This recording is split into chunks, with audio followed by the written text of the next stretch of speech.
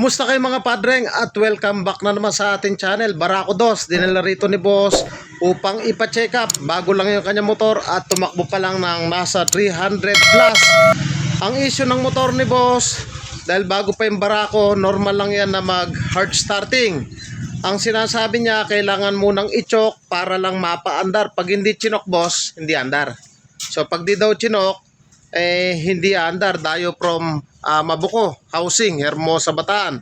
Pag ganyan ang inyong motor, bago at medyo hirap kayo sa pagpapa-start, may mga diskarte po kasi dyan.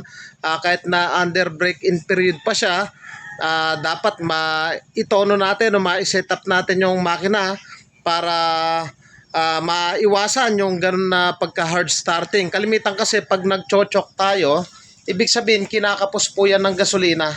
So ibig sabihin, galing planta, hindi pa po nakatono yung kanyang carburetor. So konting tip lang sa may mga bagong Barako Dos na normal lang yan na nangyayari na nag-hard starting. Kaya napakainam na maipatono na natin kaagad para pagkayari ng kanyang break-in period, wala na tayong gagawin. So check natin yung kanyang tinakbo. 327, sinasabi naman ni boss na kapag mainit na ay madali nang paandarin. Try natin. Ayan o. At napansin ko rito, napakataas ng kanyang idle o. Mataas yung kanyang minor. Siguro tinaas yung minor para madaling paandarin, lalo na sa umaga. O, try natin i-kick.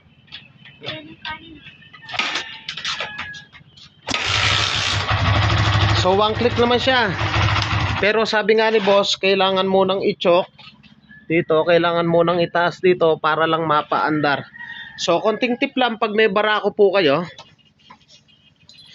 So kala ni boss sa 1,500 pa siya magpapa-change oil. Ang tip ko po sa inyo, first 500 kilometers dapat mag-change oil na po tayo kasi nga ang tinatanggal natin doon yung ribaba. So ipakita ko sa inyo. Kalimitan mga padreng, yung break in natin sa Barako o kahit anuman makina, yung block, ito yung block natin. So yung block, ang laman po niyan ay piston ring. So yan yung break in natin. Kaya naman yung mga lumang mga motor na nagpapalit ng block, bakit daw matigas tadyakan pa, tapos mabilis mag-init. Pag bago po kasi yung motor, mabilis talaga mag-init yan, normal yan kasi nga hindi pa luto yung ating cylinder block. So papakita ko sa inyo kung ano yung nangyayari sa loob ng makina kapag bago yung makina, tapos agad nyong sasabitan ng sidecar. Dapat at least 1,500 kilometers bago sabitan ng sidecar o pataas. Mas mainam nga sana kung higit pa sa 1,500 kilometers. So ganito yan. Meron tayong piston. Ito yung ating piston ring, connecting rod, sigunyal, block. Ayan, crankcase. Tapos nandito yung ating spark plug. Ayan, barbula. So tong piston natin gumagano yan. So tong part na to, napakasikip pa niyan. Parang ganyan oh. Ito yung bore natin, nandito yung piston, gumagano yan. So masikip yung bore, masikip yung piston.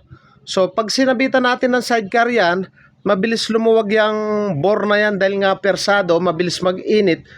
Mintres na mas mainit, mas malambot yung mga pyesa o yung bakal. Kaya dapat yan pag below 0 kilometers to 500 kilometers, tumatakbo lang tayo ng 40 kilometers per hour. Once na nag 500, dapat po yan change oil na.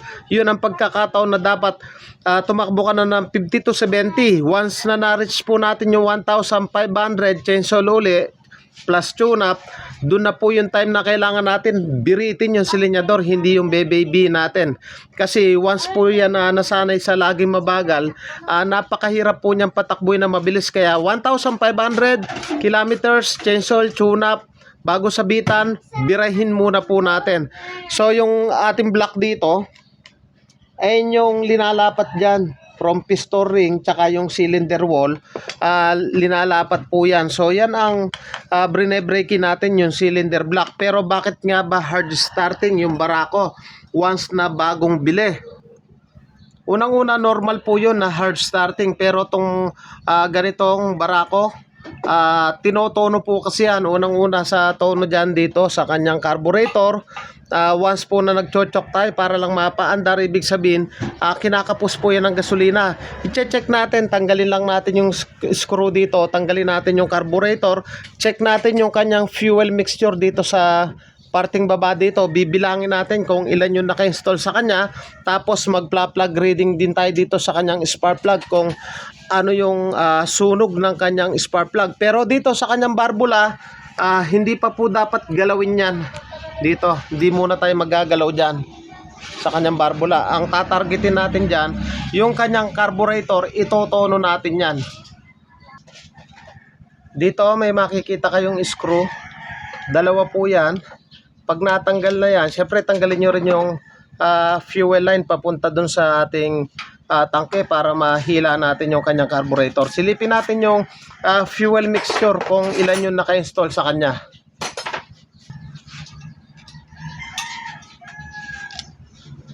At pag naluwag na yan mga padreng, hilain lang natin yung kanyang carburetor.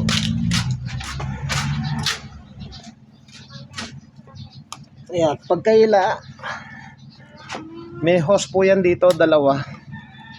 Gutin nyo yan. Eto, shout out sa tagapalian kay Albina. Yung hose na to, yung naging issue niya, pag umuulan, sumasayad to. Yung dulo niyan sa baba. Kaya may ginawa tayo dyan, sana napanood nyo yun. So yun ang naging atake natin. Pero napakabihira po nun. Pagkatanggal nyan, tanggalin din natin dito yung hose sa likod.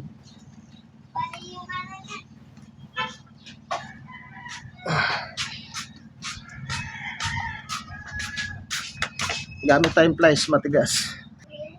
Gamit lang kayo ng plies dito dahil nga medyo maikpit pa. Ayan. Galing kasi planta mga padreng, bago maibagsak yan sa mga dealer. Siyempre, pinaandar muna yan sa planta. Kalimitan, may pondo yung kanyang carburetor, tumitining yung gasolina, cost din po yan ng hard starting kung bakit kailangan pa nating i-choke dahil nga may mga ribaba po yan na naiwan. So sa madaling salita, babaklasin natin yung mga jettings ito pag susundutin natin ng manipis na alambre. So yan, ito yung sinasabi kong kanyang fuel mixture. Bibilangin natin kung ilan yung naka-install sa kanya. Ang gawin lang natin, tanggalin lang natin yung 4 na screw na yan. Kasi tatargetin natin number 1 dyan yung mga jettings. Dahil nga ito, hindi porket bago yan, malinis yung carburetor. Kailangan din nating linisin muna yung mga jettings. Tapos sabay ito, no? Tapikin lang. Papakita ko sa inyo, ito yung naging issue nung ginawa natin na nag-o-overflow, in-adjust nila yung kanyang float valve. So pakita ko sa inyo yung kanyang float valve, oh. Level to, level dito. Yung ginawa natin na walang tigil na overflow, in-adjust sila nakaganyan para daw kasumagad yung float valve. So pansinin nyo, bago yung kanyang carburetor, hindi pa nabubuksan, naka-level yung floater. Lahat ng bagong carburetor, level yung kanyang float valve. So ayan ang pinaka proper. So ito yung sinasabi ko, ito yung main jet. Kapag nakabirit tayo dito, dumadaan yung gasolina, samantala itong maliit naman kapag nakaminor dito. So tatanggalin natin yan, pagtututusukin natin yung mga butas nyan dahil nga may mga gasolinan tumining dyan na parang nagintinga. So pitin nyo lang yan ng eto malaki, pitin nyo lang ng plies. Ayan, matatanggal na yan. Tapos dito naman screw dito sa slow jet, pitin yan, tatanggal yan.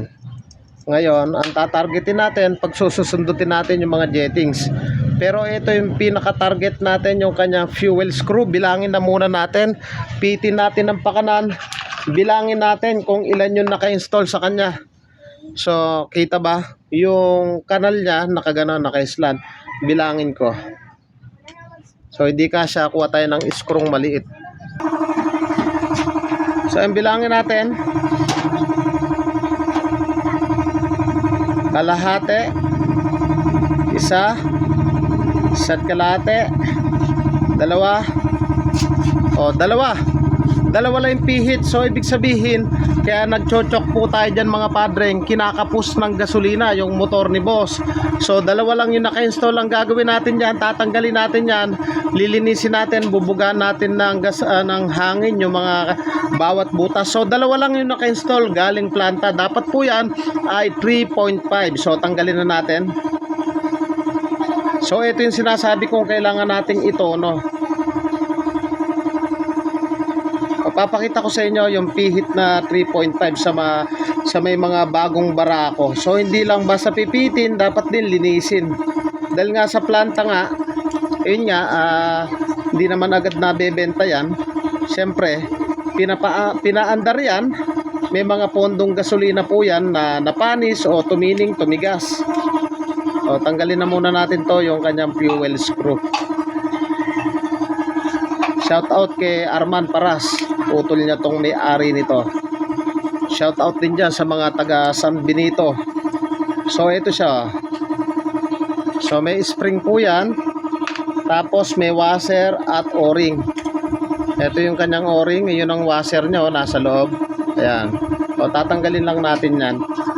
O tanggalin na rin natin dito yung kanyang float valve para pag binuga natin ng hangin, yan, taktakin lang natin, tapos sugutin.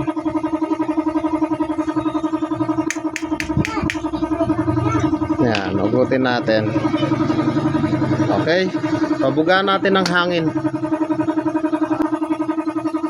Ganito lang yung ginagawa ko mga padre, pag susundutin natin itong mga butas nya, no. Ayan, kaya kahit di kayo mekaniko, basta marunong kayo mag DIY. Ayan, no, napakatigas, oh. Tingnan mo, lumaki yung butas dito kumpara dito. Sundutin natin kada butas.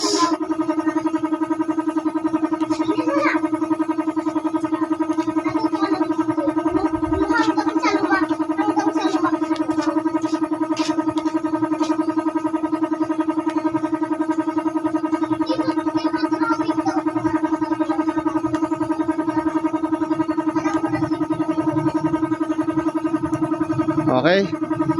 Sunod natin dito yung slow jet. Lahat ng butas ay pagsusundutin.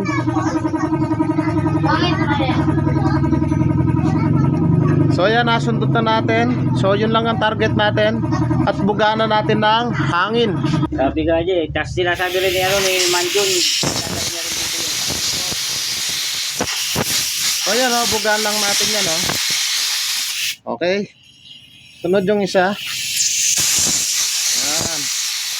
Pagbubugaan natin yan, ganoon din yung kanyang carburetor.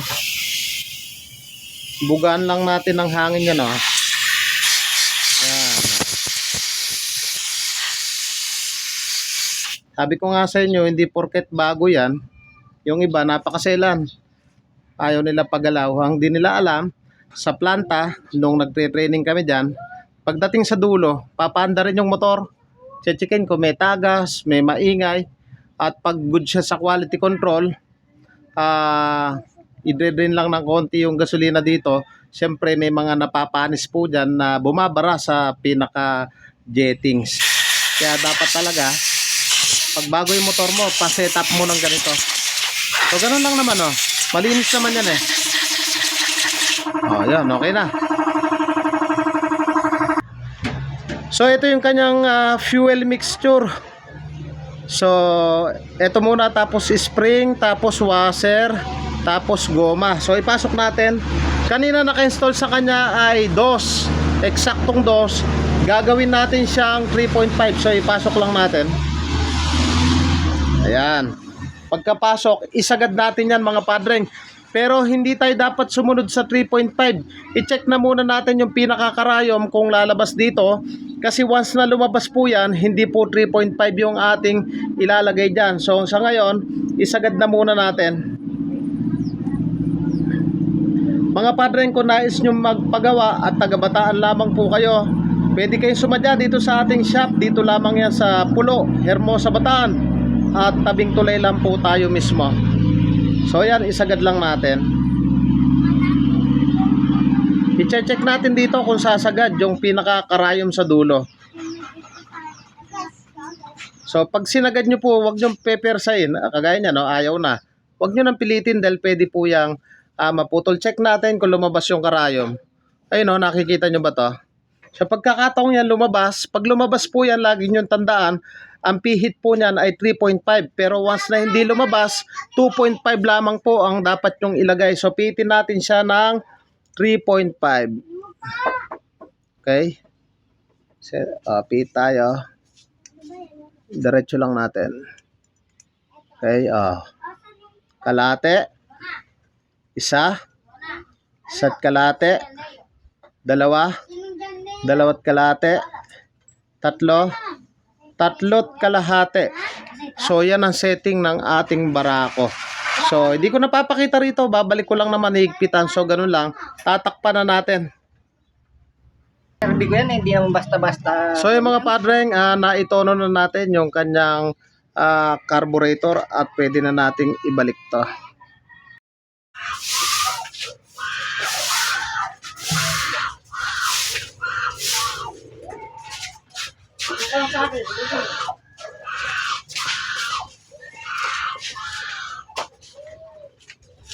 Ito, maluwag din, oh. Kanina mga padreng, tinanggal natin, dalawa lang. So ito, ngayon ko lang hinigpitan, napakaluwag pala. Once na maluwag po yan, hirap humigop ng gasolina yung ating intake manifold. Kaya dapat yan, siguraduhin nyo na maigpit. So ngayon ito, napakaluwag. Nakita nyo naman, nung tinanggal ko, hindi ko to linuwagan. Pero bakit ngayon, nasikipan ko siya. So sablay din dito sa kanyang manifold, napakaluwag. So dapat yan sagad, okay. So yung mga padreng, na-install na natin yung kanyang carburetor. Paano ba natin malalaman na nakatono na yung kanyang makina? So yan, malamig na yung kanyang makina. So start lang natin ng walang silinyador. So dyan natin malalaman kung nakakondisyon. Tadyakan natin. Ayan, oh. Okay na yung motor ni Boss Dayo from San Benito. Pero dito siya naglalagay ngayon sa Mabuco, Hermosa, Bataan. Thank you po sa inyo. God bless at mabuhay po kayo.